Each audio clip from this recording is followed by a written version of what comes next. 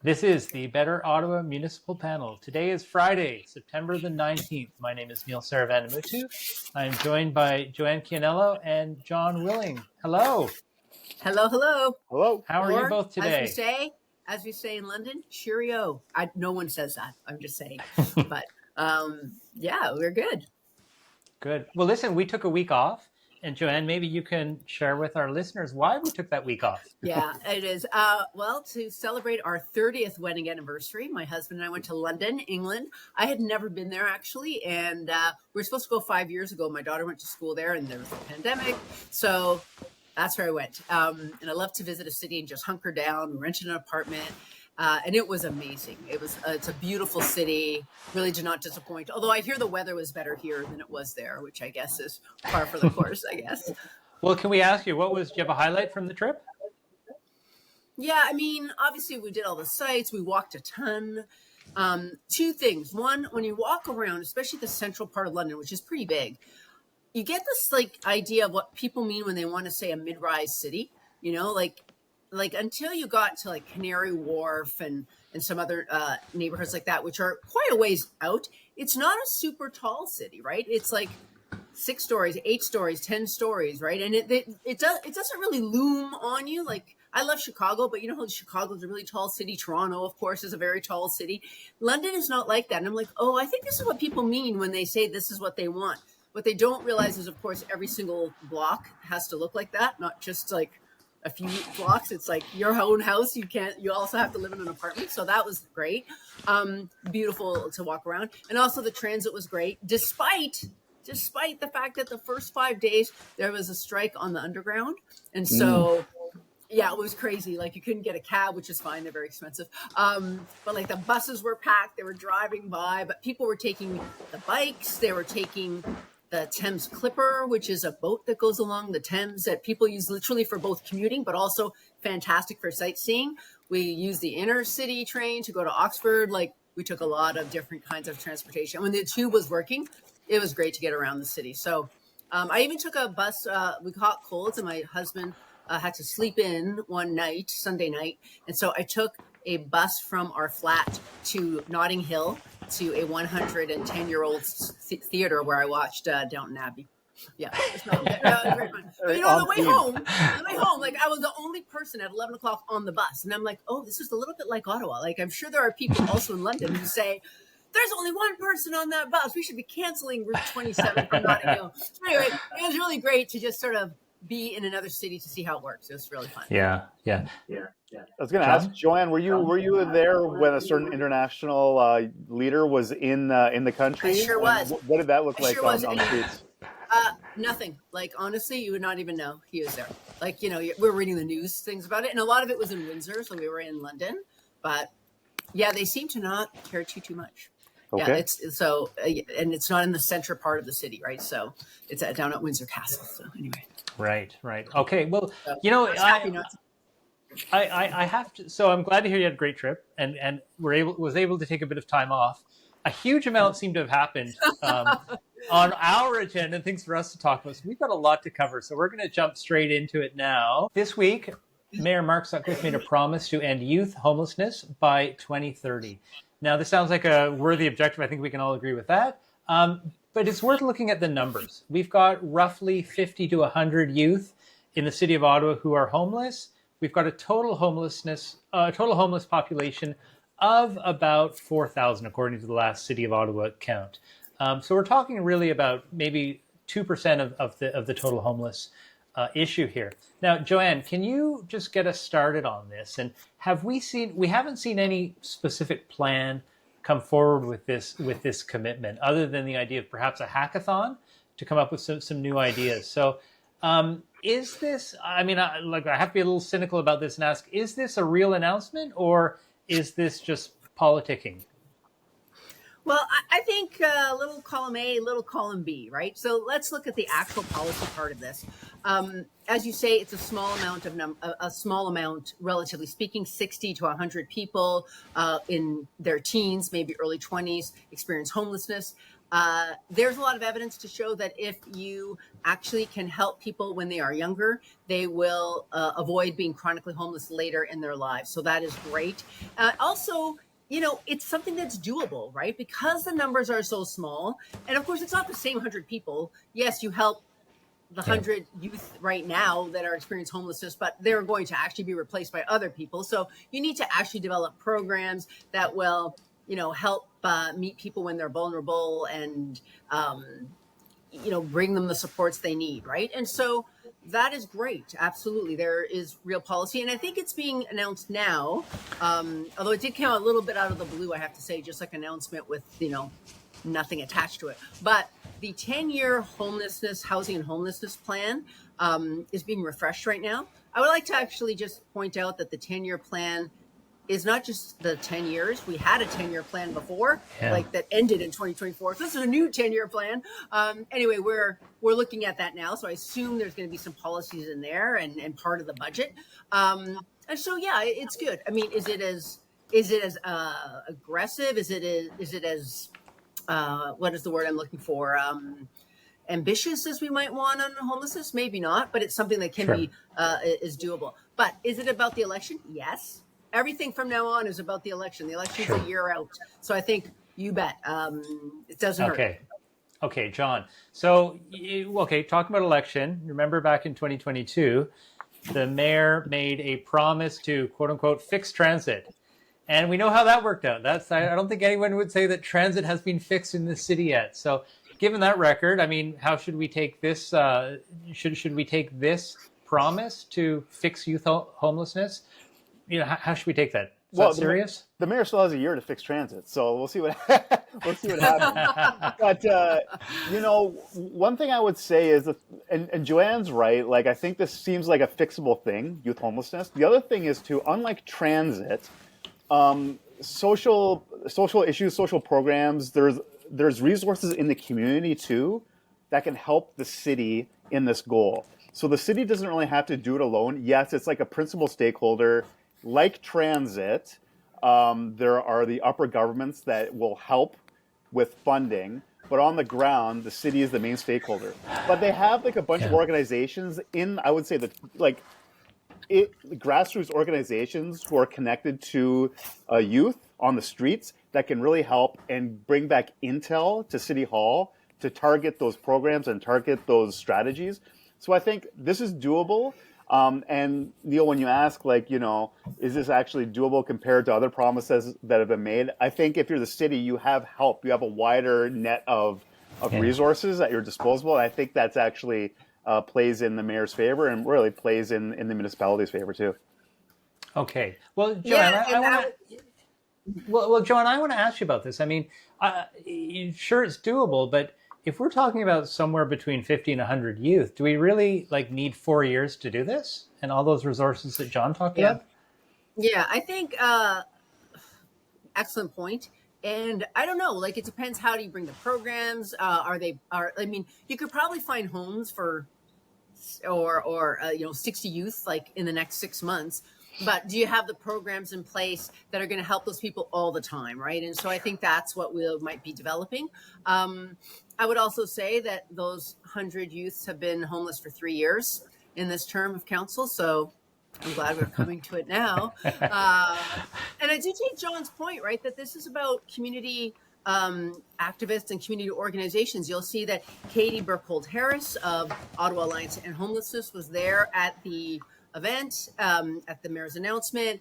And I believe that she and other organizations kind of laid out a plan, just like, look, this exists. We have ways to do this, but you have to help us. And so it's good. It's good that the mayor has signed on, but it's good. Sure. Okay. I just don't think it's a huge thing. John, last word to you. And it's the mayor made the point of saying that this is something that we are doing as the city of Ottawa, and so with some of these community partners, but we are not looking to the province or the federal government for funding to address this issue.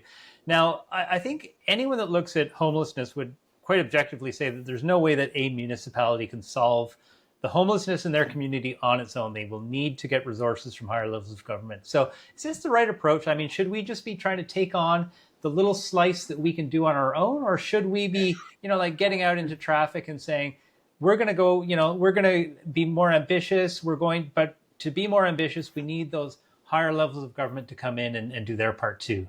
Well, it'd be nice if all three levels of government were rowing in the same direction, especially when it comes to social programs and homelessness initiatives. So to your question, yeah, I think it'd be great to have other levels of government. I don't know why you would just say, no, we don't need anyone else's help. We're going to do it alone. Why not, like Joanne said, column A, column B, have a plan, but hopefully upper level of government, really the province, would be able to recognize it and put some money behind it.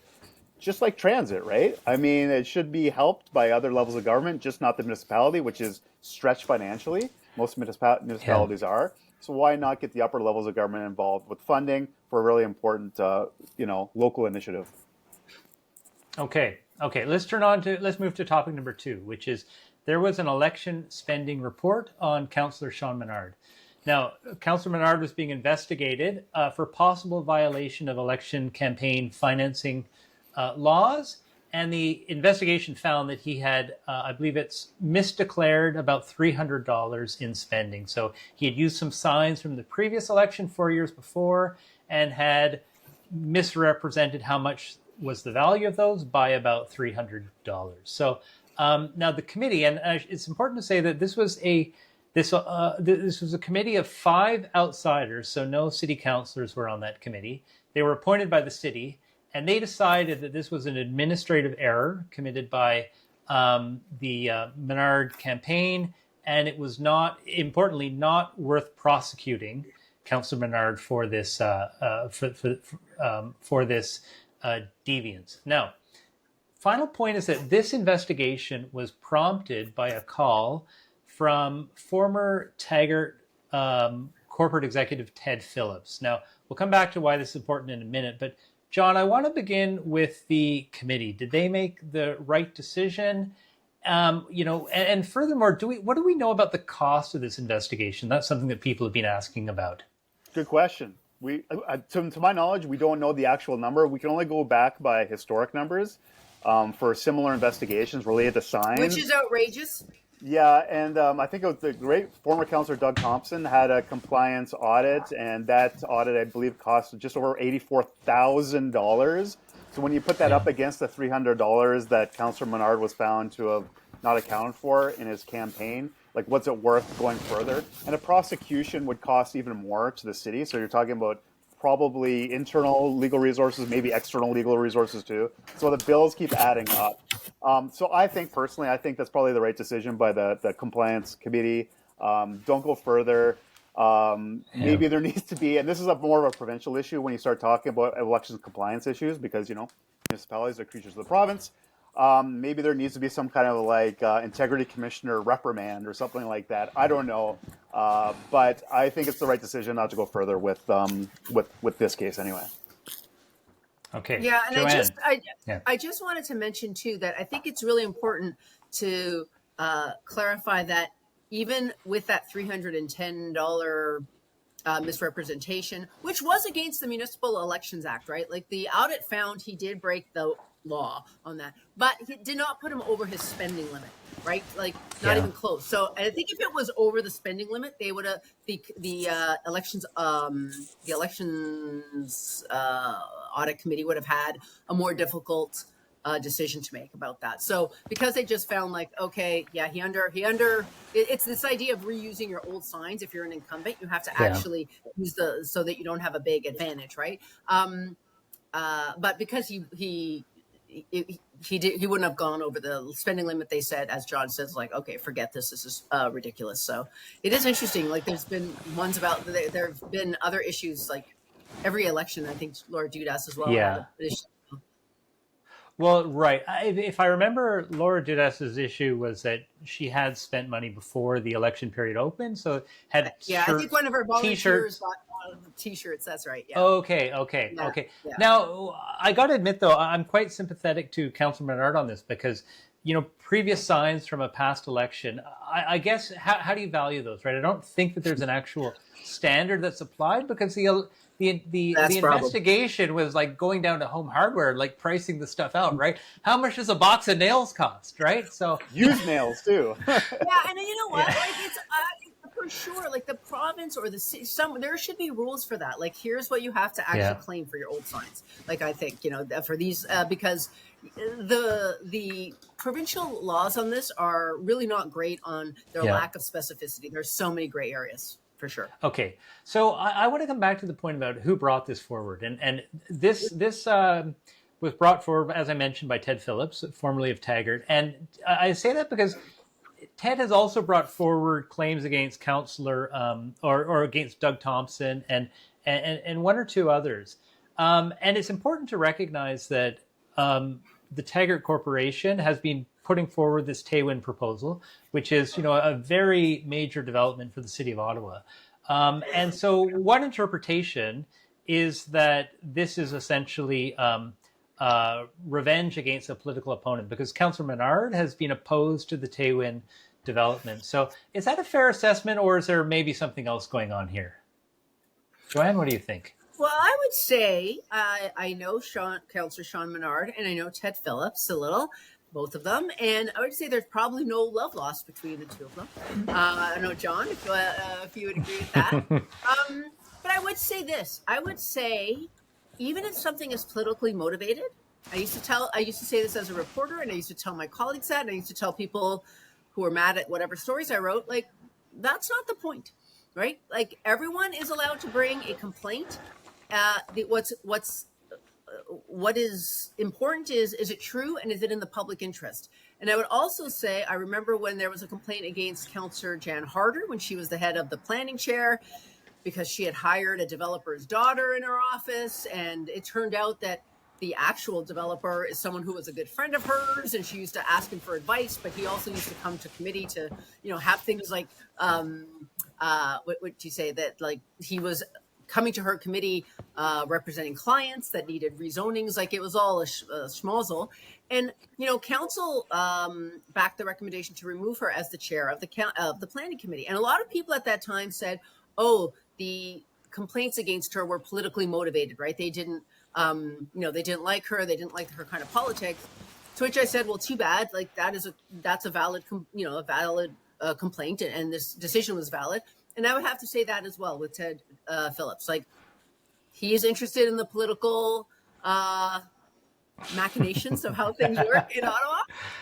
And you can't just pick who gets to complain, right? And so I'd say people be very careful. Like, the Municipal Elections Act is complicated, and people should know better. But, it's always interesting. Like, it's really great fodder to know the background of these things. But, I mean, what are you going to say? Like, your political opponents can't make a complaint against you? You can't say that. No. But what's your take on it, John? I mean, what I worry about is actually that, someone could literally launch a complaint against every single person that runs in the next election. And we're just bogging down the system with this useless, unnecessary action. What do you think, John? Well, I think that's the process that's laid out by the province, to have the community act as watchdogs. And you know what?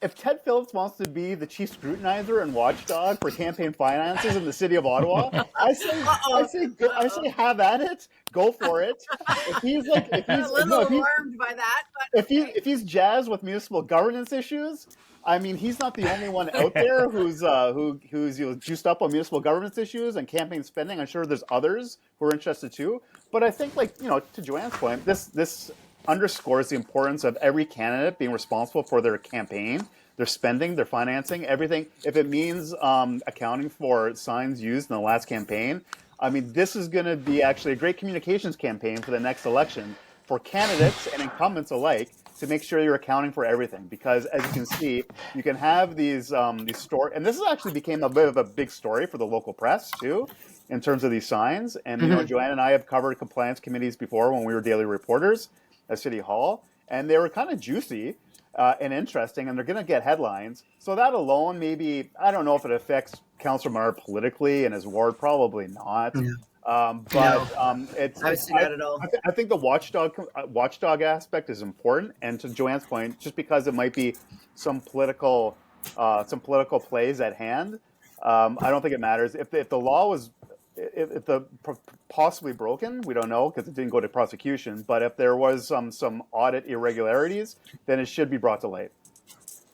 Okay, I'm going to close out this topic with my own thoughts here, and that is, that said, I actually think this is, we're seeing that the law is quite flawed in the way it's being implemented, because it's true that, okay, so there were some irregularities that happened vis-a-vis what the regulation says. However, the reality is that the level of detail that we are asking a councillor to provide is like second, third level, like accounting specificities. Okay, and a councillor has what, like a $25,000 campaign budget maximum that they're allowed. 30. And yet, okay, 30, and yet we're saying that like half of that needs to be spent on like accountants to make sure that you're submitting it all correctly. So that's the challenge that I have. I just think that the like people should be able to like spitball what it costs to reuse signs from the past if the province is not providing that clarity. Okay, you disagree, Joanne? I disagree a little bit, yeah. And the reason I disagree, I mean, I take your point, right, that like the amount that people have to know, and I do think that the province needs to make it more specific. So it is easier to follow the rules. Like the province needs to say, here are the rules, here's what we mean by them, and here's how to follow them. Because, it is hard. It's a small campaign. You spend $30,000 to $40,000. But, as an incumbent, you have a giant amount of power. It is really hard to get rid of an incumbent. And so you shouldn't even get to have more power because you already have signs, right? I don't think people should be spitballing them. Most people do not get audited, right? Like they do not have complaints against them. But I also think that if we want to be serious about local government, we need to be serious about the rules. So that's my only little quibble I have with your argument. Okay, let's move on to our... I'll just add very quickly John? that Compliance Audit Committee. You said in your opening, Neil, that it's not no one on council is a part of that, and it should be arm's length, but completely separate from the political body. And I remember just quickly a clerk and deputy clerk once bragging about the people they found to sit on the Compliance Audit Committee because they are so high repute, came from election circles nationally, and so there is a lot of effort to go out there and find like the great people and the right people to sit on that Compliance Audit Committee. Okay. Let's move on to topic number 3, and it's a juicy one. So you'll remember that a week or two ago, the City of Ottawa announced that there would be a mandatory return to office for all its workers 5 days a week starting in January. Needless to say, there was a lot of pushback to this, both from, the general public, but also from a number of councillors around the table. Jeff Leiper, who of course is councillor and potential mayoral candidate, took this a step further by announcing at the last City Council meeting that he is bringing forward a motion for discussion at Council on September the 24th to say we should rescind this 5 days a week mandate. So, Joanne, why don't you get us started? And I got to ask you, do you think this was like a savvy political move by Jeff? I'm going to say yes. I'm going to say for sure, right? I mean, everyone's making pre-political announcements in the last couple of weeks. I think that you had Councillor Jessica Bradley also ask and put in an inquiry to say, like, where is the evidence that you need to return to the office for productivity, right? And because, of course, part of that announcement was the mayor insisting that it was not his announcement, it was the city manager's announcement. It was all the administration, which nobody believes at all, right? No one actually believes that statement. So people were upset. This is a town full of, we've talked about this before, public servants who really don't like a back to work mandate 5 days a week. They see the city capitulating to what looks like pressures from the premier, right? We had Doug Ford say recently that he wants all the municipalities to go back to work full time after he's sending the provincial workers back. A week later, here's our announcement. I mean, it's very hard to see how that's not the city's. It's hard to not see the city's actions as succumbing to pressure from the province. No one likes this, right? And so you have Jeff Leiper, who personally, I know him, and he personally doesn't agree with the decision. But also, you sort of get this council realizing that, we are actually involved in the decision making of the city. We have let the mayor and staff make decisions all the time, and we just accept them. And they're finally realizing, like, well, maybe we don't have to do that. The delegation of authority we saw in the LRT system was a disaster, and this was how just a bad system got steamrolled through because there wasn't enough oversight. And now council's thinking, like, oh, we actually do something here. This is a much smaller issue, but so yeah, now they're sort of all flexing their muscles a bit. They're hearing from people, their own staff, their own constituents who don't want to go back. I mean, we just had to extend the transfer system on the buses to 2 hours because you can't get from Barhaven downtown in the 90-minute allocation, and we had to make the travel time longer. If you have some city workers working there, do you think they want to come down 5 days a week? I don't think so. So it'll be interesting to see. I cannot wait for this meeting on Wednesday where the is. I do feel a little bad for Wendy Stephenson, though, the city manager, because she's going to be grilled on, like, how did you make this decision? How is it just your decision? What's the evidence? And it's going to be really hard to make it seem that it wasn't politically driven. And I don't think that she should be made to take the fall for the mayor's decision because, she can't just say, she's not going to just go against the mayor, right? Especially in the strong mayor power issue. So it's going to be juicy, I think. Well, it certainly is. And John, like, how can any councillor vote against this, right? like. And the mayor too. Well, let's come to the mayor in a sec, but like, how can anyone vote against it? How can the mayor vote for it? It's his idea. Yeah. Like, what? I'm waiting for that meeting to see if someone asks if the motion is out of order or there's going to be a replacement motion, or like I can see something like that happening because the motion as it stands now is really if you're a city councillor. And thinking about all the things Joanne just talked about, how this is like a real burning issue in the capital region.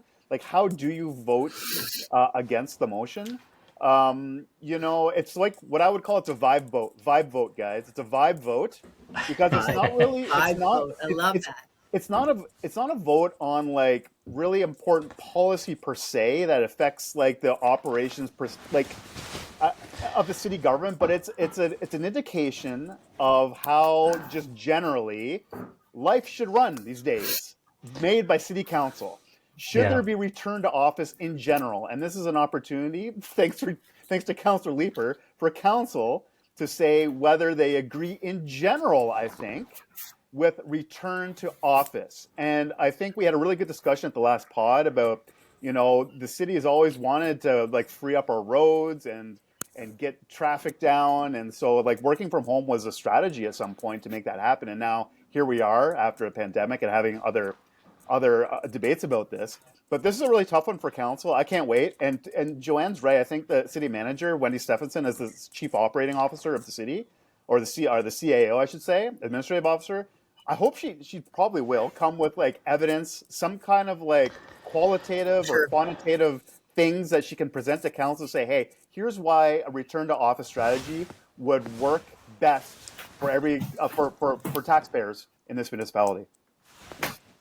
Yeah. Okay. Well, we're going to see that, and certainly like the mayor is in a very difficult position here, right? Because as we talked about last week, it's inconceivable that he wasn't consulted on this point, and so how I'm just as curious as you are to see how this falls. Should be very exciting. I would like to see the procedural maneuvering. That is also a good idea. The replacement motion. Sometimes you can have a motion that supersedes that motion, so it doesn't vote on it. So it'll be interesting to see how that works. Right. Good point. Okay. And also, I wanted to see if that also applies to councillors, that policy, because there's many who don't show up for committee at all, so they have to come to City Hall all the time. Oh yeah, that's a great point. Well, okay. Great point. Topic number 4.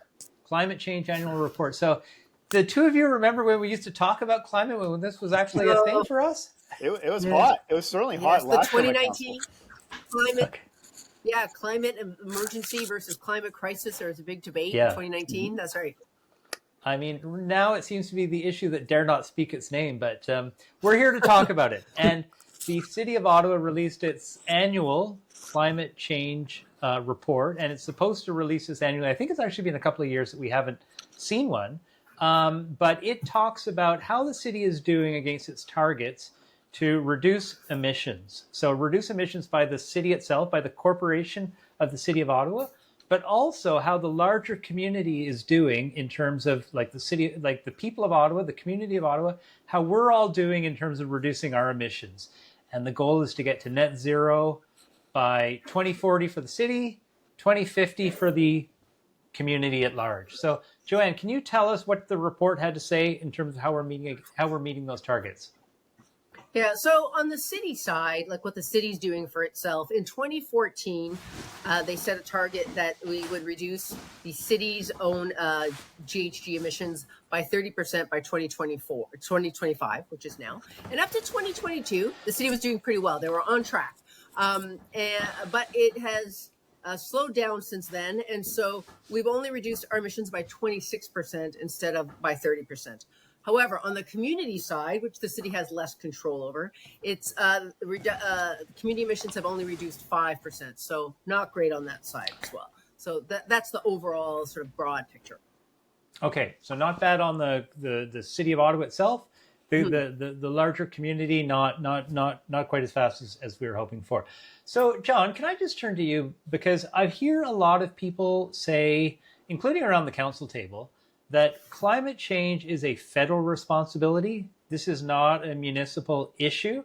Do you think that's a fair assessment? And I just want to add two sort of data points. One is we've heard recently that the city of Vancouver is equally struggling to meet its community goals. We've also heard the province of Ontario is not on track to meet its climate objectives. So this question of who's like, is this just a federal responsibility? Should the city be taking climate action the way that it's proposing to do? Well, I mean, it's everyone's responsibility, right, to look at an individual level too when we talk about the community greenhouse gas emissions. But in terms of like a municipal government, no, I think they have to take responsibility for the emissions. The reason why City Hall has been able to put a dent in their own emissions is because of electrified light rail transit. Yes. And the transit. In fact, the transit portfolio is the big driver usually of greenhouse gas emissions. And it's interesting hearing now the debate at council, considering the state of the transit system, that they're worried about getting enough e-buses on time. They're thinking about bringing back gas buses. And so that, goes against all of these climate protection policies that the city has been pursuing over the past 10 years or so. So that's going to be an interesting thing to reconcile. But to your question, Neil, no, City Hall does have a role to play. Every government does. And when it comes to municipal governments, especially in large urban areas, the transit system is the big player of greenhouse gas emissions. Right. Okay. So Joanne, again, this is a topic of discussion at council and elsewhere, is that what can and should the city be doing, if anything, to try to reduce these community emissions? Okay. So so they do have some programs like Better Homes Ottawa that helps, provide loans to people to retrofit their homes, to get heat pumps. That could be expanded. Although, I mean, obviously, I do support that kind of program, but it is hard because, like, municipal tax base is not exactly a income redistribution kind of tax base, right? So even though those programs are very laudable, I'm not sure that it's 100% appropriate, but they could do, like, what they really should be doing is bringing in a more environmentally responsible infrastructure systems. That is what cities do, right? And of course, we mean transit. To John's point, there is zero way we should be bringing back diesel buses. No way. What we need to do is expand the electric LRT, and even the diesel train. I know I'm going to get some pushback on that. The new north-south one is a little bit more. It is actually a bit more environmentally friendly than the ones we had before. It could be better, but expand the transit system to the point where it is reliable and affordable and people want to take it, like get them out of their cars. This is what we can do for people. Where are all the, have the electric car recharging stations. I know that was one of the mayor's promises to have lots more of them in the city. I don't know where we are on that. But more importantly, things like where is our bus, where's our bike share program? You asked me what I liked in London. When the tube was down, you could not get one of those bikes. Everybody was using them, like, to get to work, right? Like, And Yeah. I mean, Boris Johnson brought those in, right? It has to be part of the system. Hydro Ottawa and the idea of district energy areas where it's like you use thermal energy to heat certain communities or certain buildings, right?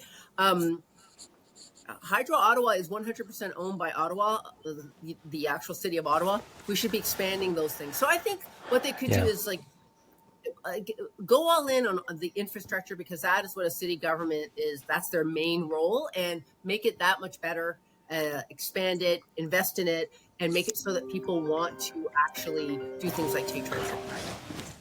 Yeah.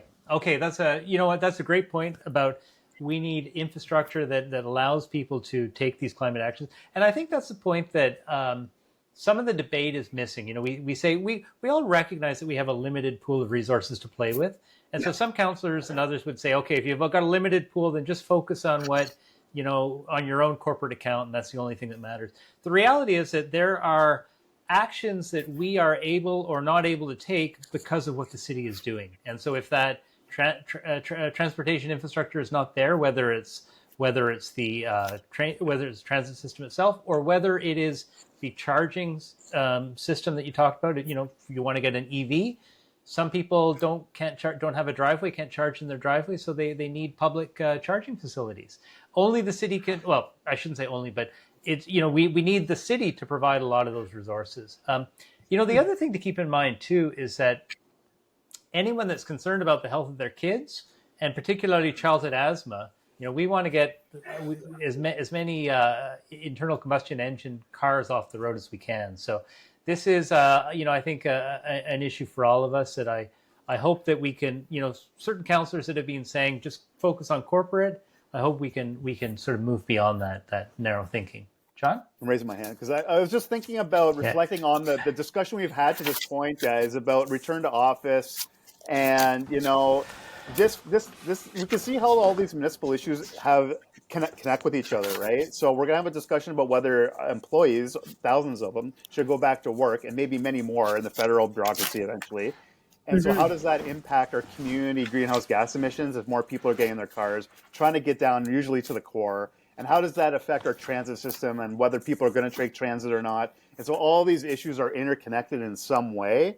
And it's difficult for a municipality. But to your point, Neil, I think each one of us have a responsibility to consider climate change and what can we do in our own backyard. Sure. Okay. And to keep talking about it, to your original point that remember when we should talk about it? Yes, it's still a thing. We haven't fixed it. Not even close yet. Okay. Let's move on to our fifth topic, which is the Premier has made remarks about speed cameras and that municipalities should get rid of them.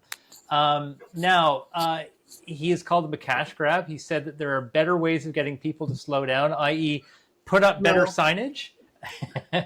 Right. Now, interestingly, the city of Vaughan took him up on that and said, we will get rid of our speed cameras. But John, so, we've heard what Joanne thinks, but what's your perspective? Does the Premier have a point? Like he said, these are cash grabs.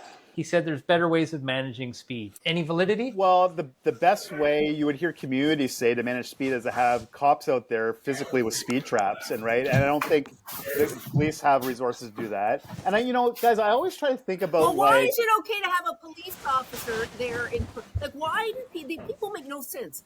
Why are they okay having a police officer there in person stopping them, but a camera stopping them, which police is not okay? Well, it makes maybe zero they don't sense. want either one. But I was walking to before the pod. I was thinking about. I try to see things, both ways. I was trying to think about what the Premier said. I was trying to think, okay, is this a cash grab? And maybe, how do I see it the Premier's way? And I'm really having a hard time. We're going to be all on the same page here, I think, on the pod. But I'm having a hard time to see his side, other than just simply people don't like getting tickets.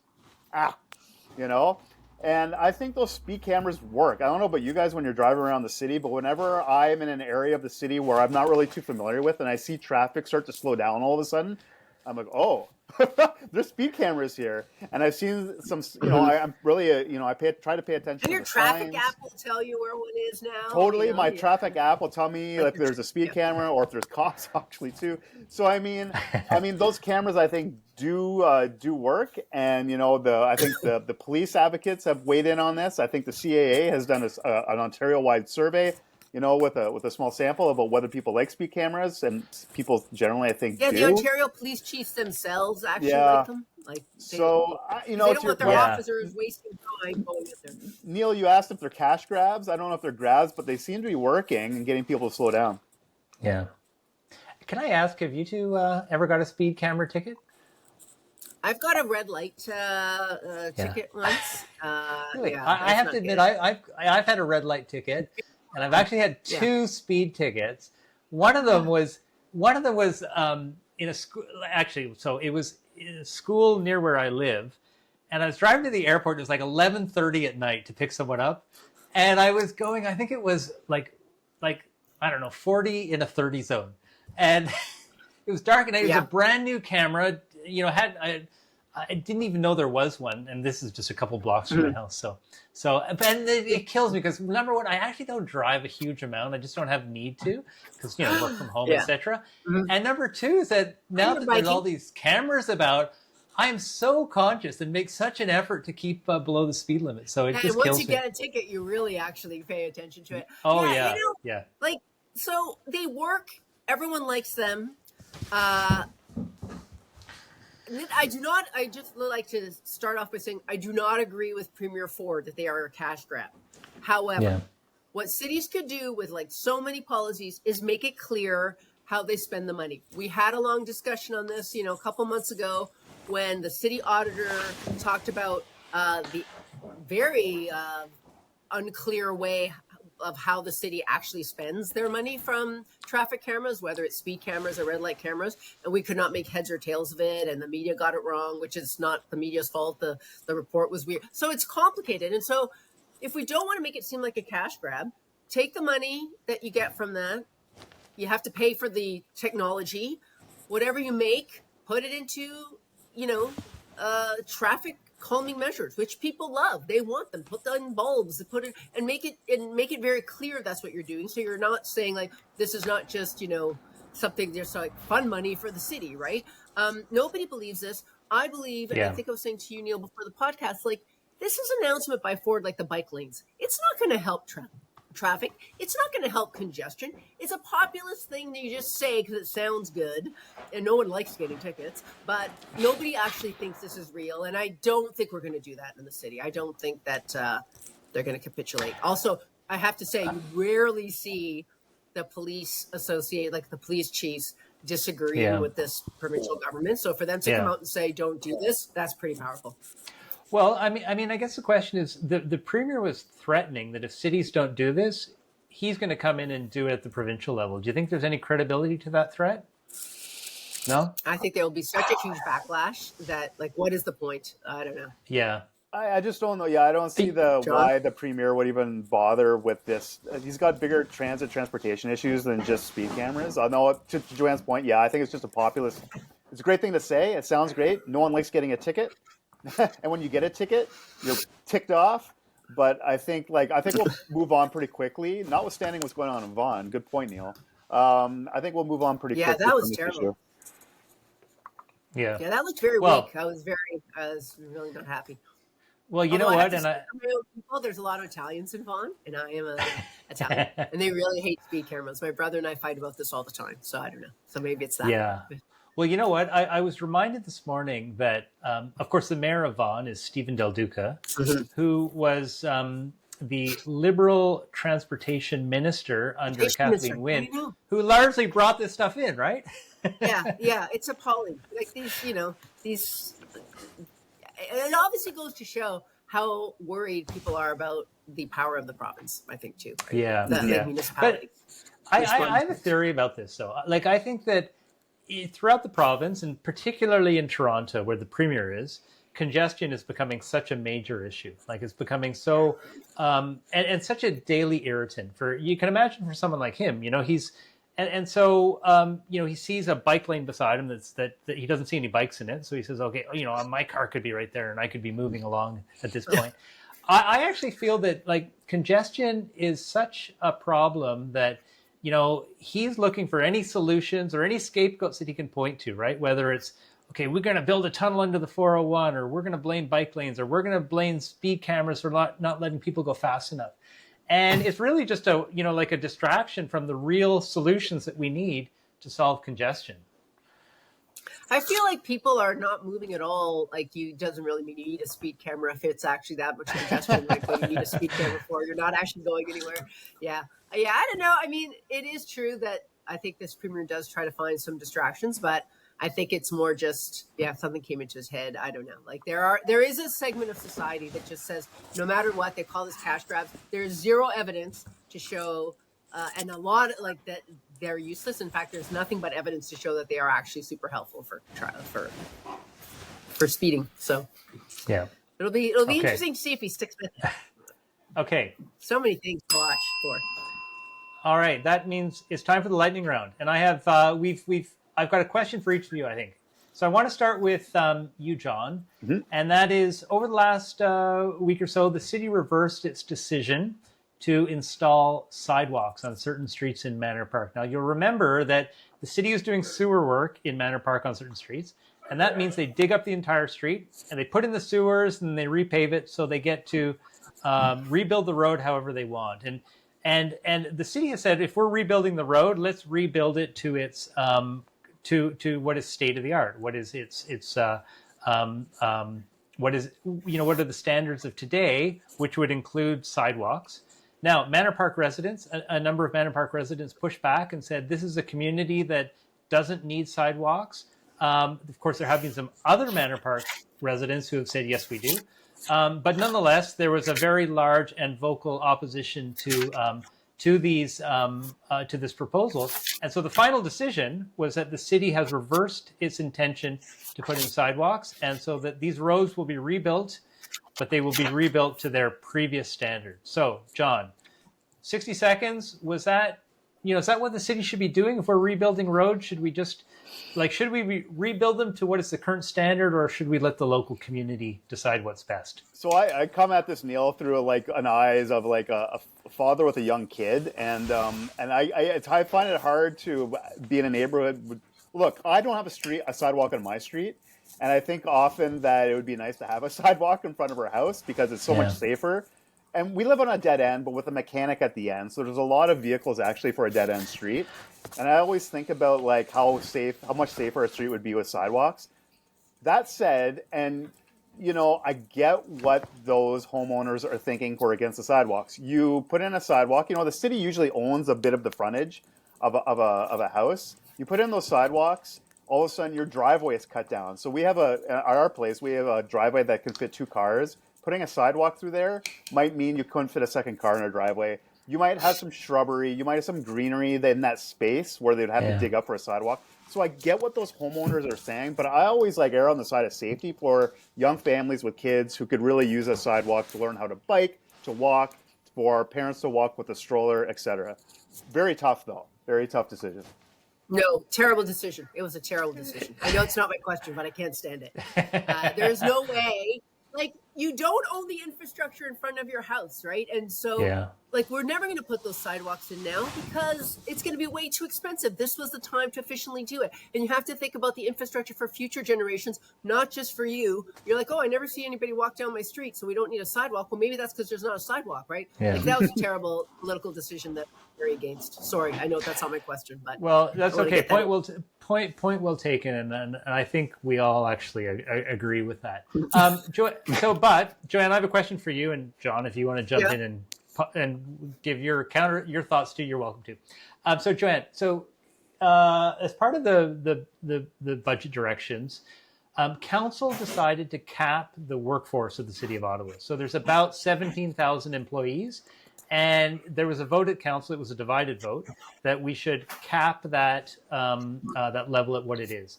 Now, there were exceptions made. There were carve-outs for paramedics. I have to look at my list here. Paramedics, fire, so long, the list. bylaw, and probably also police, library, public health, transit, and provincial programs. Yeah, So, it's like, ridiculous. given all these, is there any sense to this? Yeah, I could like, make up time for the earlier one, and that is no, it is useless. I tried to go through the budget this morning to look at the FTEs from, and by the way, like those are full-time equivalents. That an FTE is like a not necessarily a person, but the equivalent of a full-time job. They added 500 last year. More than about 3/4 of them were in all of these areas of exceptions, especially police, which were about 130. That's always the largest amount. And so, what is the point?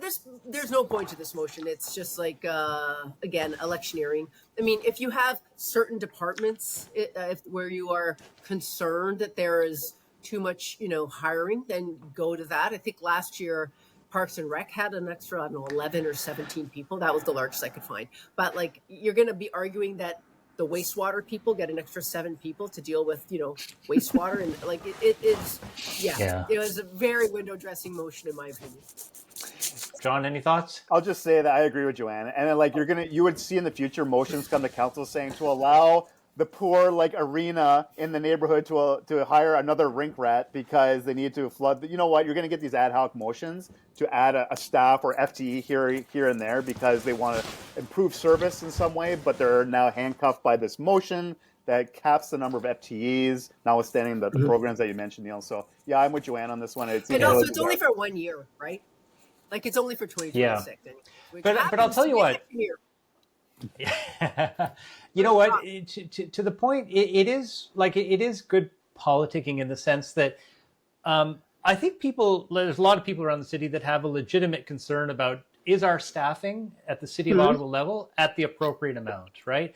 And I have to say, for instance, I was out yesterday and there's a flex post on my street, and they get knocked over and they have to be repaired.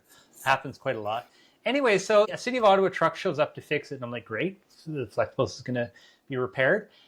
And out come 3 guys. And so, there's one guy's like doing the work, another guy's kind of standing over and watching, and there's a third guy back at the truck. And I'm like, do we need 3 guys to change a flex post? So maybe, I think that there is a public perception that we actually do need to look at some of our processes and whether we're staffing them efficiently or not. I think that's a fair question. Well, if you want to do some kind of service organizational review on how things are done, great. But just to say there's going to be an FTE freeze, and except for all of these departments, which actually hire the most people of anyone, what is the point of that? That's not useful, right? Like, get into the details, get into the weeds, because that is where the real stuff is happening. Yeah, because that's always a classic where there's like one guy's working and 2 guys are watching. It's always good. Yeah, we've all got those stories that we've seen. Yeah, great. Okay, listen, that is it for this week. So actually, I just want to mention there was a major announcement on housing innovation from the city that came out that we haven't had a chance to go through, but we will be talking about that next week. It turns out there are 90 recommendations. 90 recommendations. So we didn't really have time to talk about that. Read them between 9:30 and our taping here today. So yeah. Yeah, and it turns out there were a number of other quite significant housing announcements made that affect the City of Ottawa over the past 7 days. So we're going to talk about those next week. We'll be waiting for the City Council meeting, and then we'll be meeting again after that to talk about some of these housing initiatives, as well as the fallout of that council meeting. So, as always, please leave us a comment. We'd love to hear your thoughts, and we will do our best to respond to them in our next recording. We'll be back next week. Until then, I'd like to thank Joanne and John, and I'd like to thank everyone for joining us today. We will see you all in 7 days.